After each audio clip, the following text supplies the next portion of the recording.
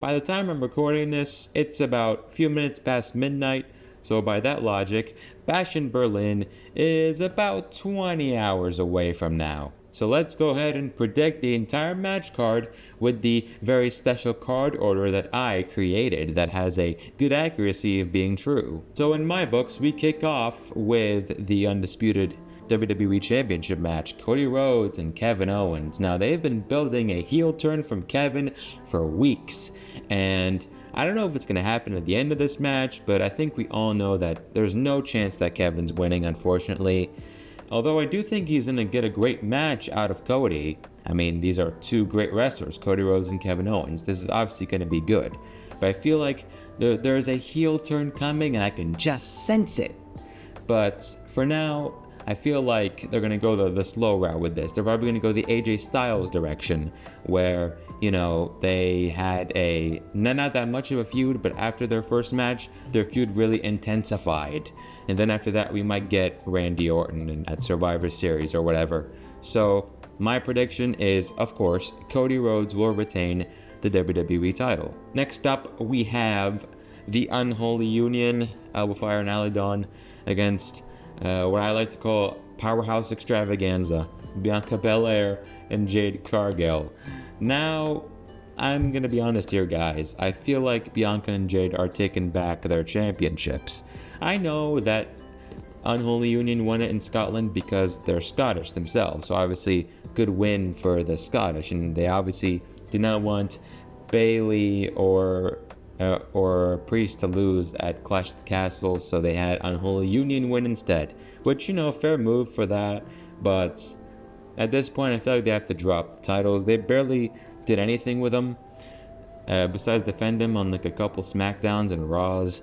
So at this point, just drop it to Bianca and Jade, who have done a relatively good job when they were tag champions. They were defending it on like countdown shows and like a couple Raws and SmackDowns.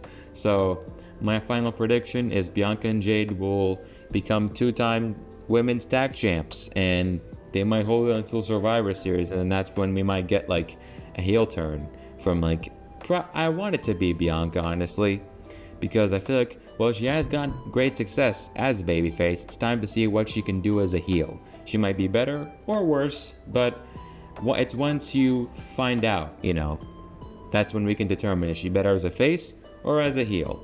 But for now, they'll stay as a tag team after they get their titles back, at least in my eyes. Next up, the Terror Twins, Damian Priest and Rhea Ripley, go against Dominic and Liv. Now, I feel like the way they're presenting this, it feels like the Terror Twins, they're gonna absolutely demolish Dominic and Liv. But I don't know, there's a part of me that believes that the slimy heels that they are, they're going to get a win over Damian and Rhea. I don't know how they're going to do it. It's probably going to be from like a distraction, but I have a feeling that, they might get the win here. So my final prediction is that Dominic and Liv win against the Terror Twins, because this rivalry is far from over. And I know that, if the Terror Twins win, that means, we might get Finn and Damian sometime, but I feel like there's more time to execute it, like to make it like really, really worthwhile. And for that to happen, we need to prolong this tag feud for a little bit. So that's why I have Dominic and Liv winning here. Next up, we have the strap match. It's CM Punk and Drew McIntyre's second match, and probably their second of 3 matches, because personally, I want CM Punk to win this. If a strap match is anything like, I don't know, like a dog collar match in AEW, then this has the potential to be something great. It's been a while since I've seen a strap match, but I don't know, I just have a feeling that this one could cook. Their first match at SummerSlam was an absolute banger, so I don't know. They might have the opportunity to do that once again. Maybe not as good as SummerSlam, but still. I feel like CM Punk has to win this one, and then we prolong the feud a bit more.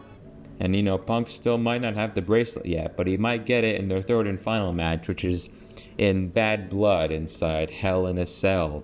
Now, the reason why I went with this card order is because, of course, you need to have your own kind represented in the main event. I'm talking about the Germans having their own kind represented in the main event. And I'm, of course, talking about Gunther versus Randy, too. And this can cook. The first match was very good. Not perfect, but very good. And obviously they brought up the whole, oh, you didn't pin me at King and Queen of the Ring, like in the King of the Ring final. So, that's why we're getting this rematch, and this time it's for the World Heavyweight Championship. And obviously Gunther has to retain here because he's holding that world title for a while. He's probably not losing that. Probably not for a while. Give it like a minimum a year before we think about, oh, who can lose it to him? Who can lose it to him?